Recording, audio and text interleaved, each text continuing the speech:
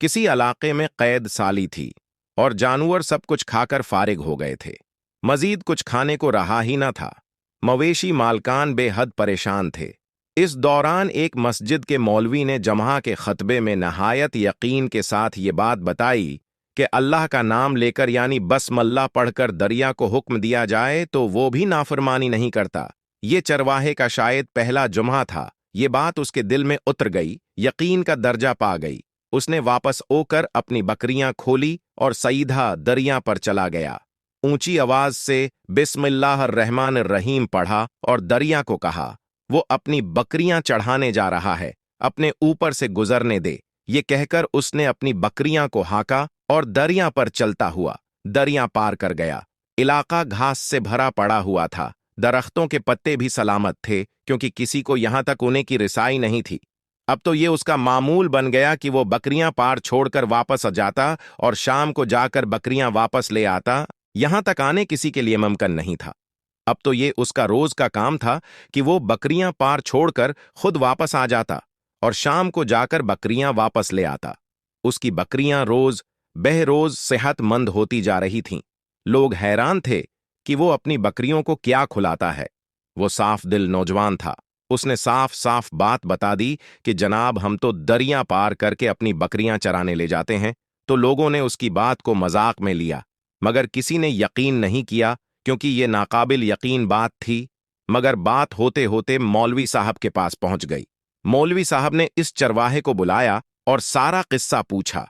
इस चरवाहे ने मौलवी साहब को कहा कि मौलवी साहब में तो अब का शुक्रिया अदा करने वाला था कि अपने जमाह के खतबे में जो तरीका बताया था कि बिस्मिल्लाह पढ़कर दरिया को भी कहो, तो वो भी इनकार नहीं करता। मौलवी साहब हैरत से उसके चेहरे को देखते रहे। मौलवी साहब ने कहा, भाई साहब, ऐसी बातें तो हम हर जमाह में करते हैं, लेकिन उनका मकसद लोगों का ईमान बनाना होता है। मगर बकरियों वाले ने एक न सुनी कि मैं तो बस बिस्मिल्लाह कहकर पानी पर चलता हूं और बकरियां समेत पानी के ऊपर से पार चला जाता हूं। आखिरकार मौलवी साहब ने सुबह खुद ये तजर्बा करने की ठान ली और चरवाहा भी अज्ञा सब लोग जमा हो गए। मजमा ज्यादा था। मौलवी साहब ने एक दो बार सोचा कि इनकार कर दूं, मगर वो जो मौलवी साहब को कुंधे पर उठाकर लाए थे अब भी जोश व खरूश से अल्लाह अकबर के नारे लगा रहे थे और मौलवी साहब के हक में तारीफें कर रहे थे। आखिरकार मौलवी साहब ने एक रिसा मंगवाया।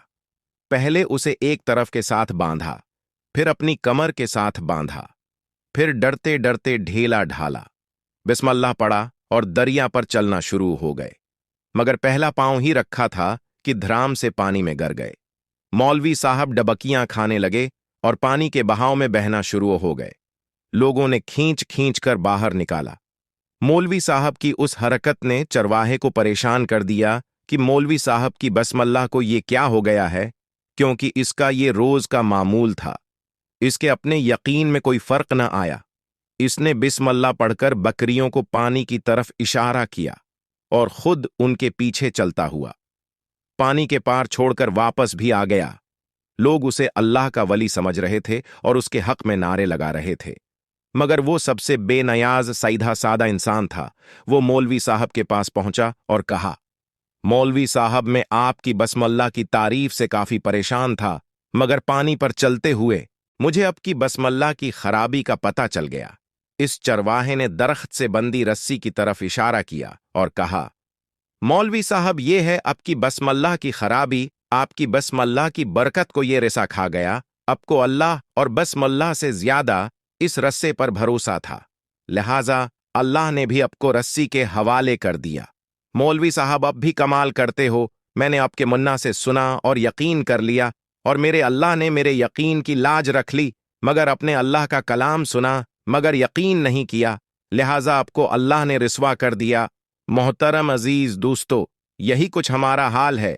हमारी नमाजों और दुआओं का हाल भी, हमारी हर एक इबादत यकीन से खाली है।